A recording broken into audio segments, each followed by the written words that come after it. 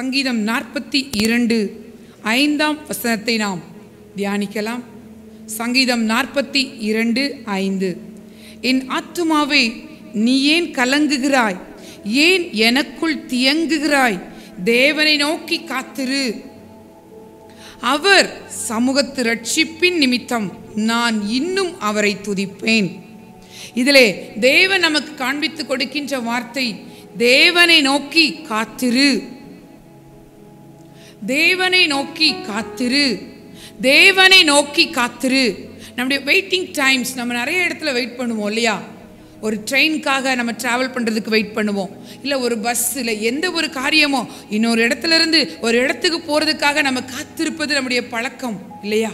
அதே மாதிரி தான் நம்முடைய வாழ்க்கையிலும் நம்முடைய ஆத்துமாவிலே தேவ பலனை பெற்று கொள்ளும்படியாய் அந்த பரலோகத்தின் இந்த பயணத்திலே தேவ பாதத்திலே நாம் காத்திருக்கும் பொழுது இந்த உலகத்தின் காரியங்களை நாம் பெற்றுக்கொள்ள முடியும். அங்கே பாருங்க, அவர் என்ன பண்றாராம்? அவர் சமூகத்து ரட்சிப்பின் நிமித்தம், அவர் சமூகத்தில் நம்ம காத்திருக்கும் பொழுது அங்கே நமக்குள்ளே நடக்கின்ற ஒரு காரியத்தை தான் நமக்கு அவர் காண்பித்து கொடுக்கின்றார் இந்த வேத வசனத்தின் வாயிலாக. அவர் சமூகத்துக்கு வராம இருந்தோன்னு சொன்னா நமக்குள்ளே எப்படி இருக்குதான்?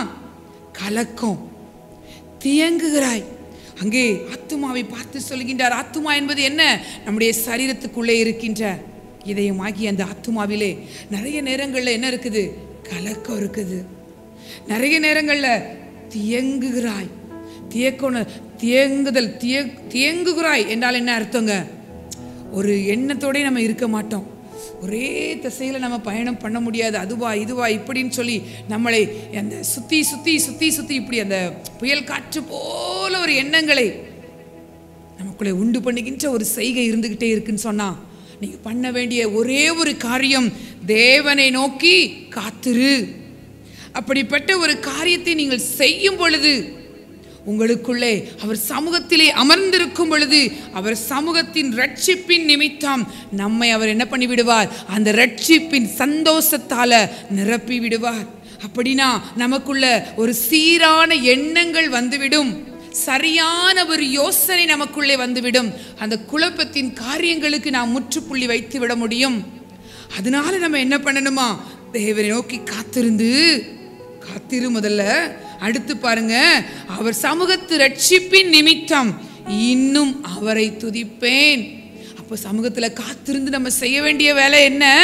அவரை நம்மை துதிக்க வேண்டுமாம். அவரை நாம் துதிக்க வேண்டுமாம். அந்த காரியத்தை செய்வதற்கு நாம் நம்மை பழக்கப்படுத்தி கொள்ளும் பொழுது அந்த ரட்சிப்பால நம்மை நிரப்புகின்றார். அதே சங்கீதம் 11ஆம் வசனத்தை பாருங்கள். என் ஆத்துமாவே நீ ஏன் கலங்குகிறாய்? ஏன் எனக்குள் தியங்குகிறாய்? தேவனை நோக்கி காத்திரு. என் முகத்திற்கு ரட்சிப்பும் என் தேவனுமாய் இருக்கிறவரை பாருங்க. நம்முடைய ரட்சிப்பா இருக்கின்றவர், நம் மீது இருக்கிற ஆக்கினைகளை அகற்றி நம்மை விடுவித்திருக்கின்ற அந்த கர்த்தர், அவர் அவருடைய பிள்ளைகளாய் நாம் இருக்கின்றோம். அதுதானே ரட்சிப்பின் நிச்சயம். கர்த்தர் நம்ம எல்லா ஆக்கினைகளிலிருந்து விடுவித்திருக்கிறார். நம்முடைய முகத்துக்கு ரட்சிப்பையும் கொடுக்கின்றார், நம் தேவனுமாய் இருக்கின்றார்.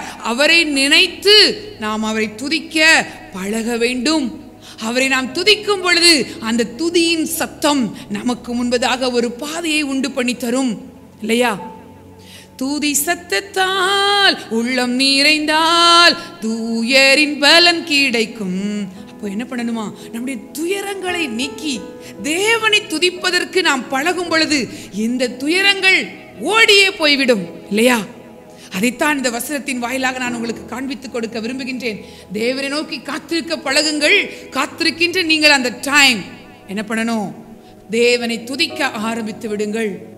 அடுத்து பாருங்க, 43ஆம் சங்கீதத்திலேயும் இதே வசனம் சொல்லப்பட்டிருக்கிறது. 5ஆம் வசனத்திலே, என் ஆத்துமாவே நீ ஏன் கலங்குகிறாய்? ஏன் எனக்குள் தியங்குகிறாய்? தேவனை நோக்கி காத்திரு. ஒரே ஒரு பதில் தாங்க, தேவனை நோக்கி காத்திரு. அந்த காத்திருக்கிற பழகுகின்ற அந்த ஒரு காரியம் உங்களுக்குள்ள இருக்குமானால் நீங்கள் தேவ சமூகத்திலே இருப்பதை விட மாட்டீங்க. ஏனென்று சொன்னால் அங்கேதான் உங்களுக்கு அனுகூலமான ஒரு காரியம். நம்முடைய முகத்திற்கு ரட்சிப்பும் என் தேவனுமாய் இருக்கிறவர் அங்கே நம்ம கூட இடைபெட ஆரம்பித்து விடுகின்றார்.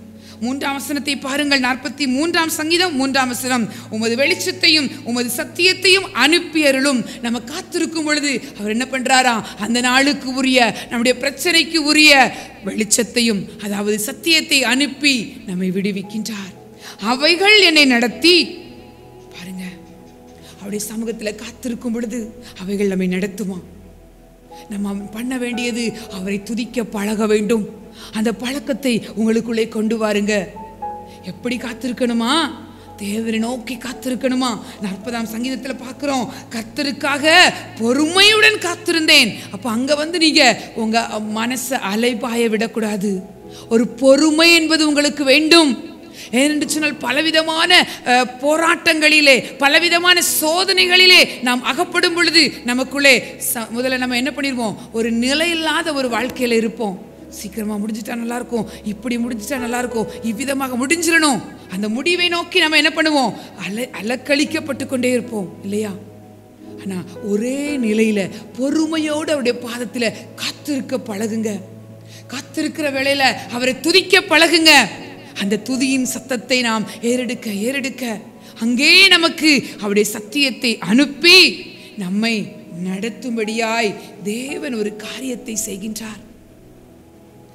அவரை துதிக்க நமக்குள்ளே என்ன வரும்? கர்த்தரை குறித்த விசுவாசம் நமக்குள்ளே வந்துவிடும். அவரை விசுவாசிக்க நமக்குள்ளே ஒரு ஜீவ தண்ணீருள்ள நதிகள் புறப்பட்டு வரும். அதுதான் அந்த பரிசுத்த ஆவியானவரின் செய்கை. அவர் நமக்கூடவே இருக்கும் பொழுது அவர் நம்மை நடத்துகின்ற ஒரு செயலை நாம் பார்க்க முடியும்.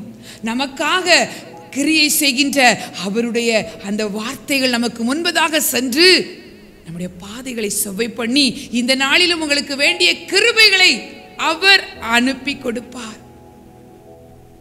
அவைகள் என்னை நடத்தி, அப்போ அந்த வசனம் நம்மை நடத்த ஆரம்பித்து விடும். அந்த வசனத்தின்படியான வாழ்க்கை நமக்குள்ளே வரும். அப்போ நமக்குள்ள எல்லா புத்திக்கும் மேலான தேவ சமாதானம் நமக்குடவே இருந்து நம்முடைய இருதயங்களையும் சிந்தைகளையும் கிறிஸ்து இயேசுவுக்குள்ளாக காத்துக்கொள்ளும். இந்த வாக்கியங்களை பெற்று கர்த்தருடைய பிள்ளையாய் நாம் கர்த்தரை மகிமைப்படுத்துகின்ற ஒரு வாழ்க்கை வாழ்வோம். அவரை இன்னும் துதிப்பேன். அந்த வார்த்தையை உங்க இருதயத்தில் வச்சுக்கோங்க. அவரை நான் இன்னும் துதிப்பேன்.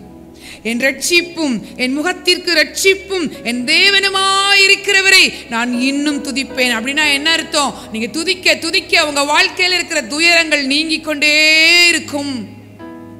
அது எரிகோ மதிலாயிருந்தாலும் சரி, அது கடல் போன்ற பிரச்சனைகளாயிருந்தாலும் சரி, தேவன் அதிலேயும் உங்களுக்கு ஒரு பாதையை ஏற்படுத்தி விடுவார். அவைகளிலே ஆமேன் அந்த வசனங்கள் உங்களை நடத்தி கொண்டு செல்லும். இவ்விதமான வாக்கியத்தை பெற்றுக்கொண்டு நாம் தேவனை மகிமைப்படுத்துவோம். கண்களை மூடி நாம் தேவனை நோக்கி பார்க்கலாம். அப்பா, நீங்க காண்பித்து கொடுத்த இந்த வார்த்தையின் பிரகாரமாக அப்பா கர்த்தருக்காக பொறுமையோடு காத்திருக்க, அப்பா அந்த சமூகத்திலே தேவனை நோக்கி காத்திருக்க, எங்கள் பிரச்சனைகள் முன்பாடி அல்ல தகப்பனே, உமக்கு முன்பாக வந்து காத்திருக்க கற்றுத்தரும்படியாய் ஜெபிக்கிறோம் தகப்பனே. அந்த ஒரு செய்கையை செய்வதற்கும் உம்மை துதிப்பதற்கும் எங்கள் இருதயத்தை பழக்கப்படுத்திக் கொள்ள உதவி செய்யுங்க ஆவியானவரே. இந்த சத்திய வசனத்தினால எங்களை ஜெபிக்கும்படியாய் ஜெபிக்கிறோம் ஆவியானவரே. அப்பா, இந்த நாளின் ஆசீர்வாதங்களை பெற்றுக்கொள்கிற பிள்ளைகளாக, உம்மை துதிக்கின்ற பிள்ளைகளாக எங்களை மாற்றும்படியாய் ஜெபிக்கிறோம் தகப்பனே. அப்படிப்பட்ட இருதய சிந்தனைகளை எங்களுக்கு தந்து எங்களை ஆசீர்வதிப்பீராக. தேவ சமாதானம் உங்கள் இருதயங்களை ஆளக்கடவது. தேவ சமாதானம் உங்கள் இருதயங்களை ஆளக்கடவது. தேவ சமாதானம் உங்கள் இருதயங்களை ஆளக்கடவது. அப்படிப்பட்ட கிருபைகளை பெற்றுக்கொள்ளும் பாத்திரங்களை மாற்றும் இயேசுவின் நாமத்தில் ஜெபிக்கிறோம் எங்கள் நல்ல பிதாவே. ஆமேன், ஆமேன். நம்முடைய பிதாவாகிய தேவனாலும் கர்த்தராகிய இயேசு கிறிஸ்துவினாலும் கிருபையும் சமாதானமும் இரக்கமும் உண்டாவதாக. ஆமேன், ஆமேன். Praise the Lord.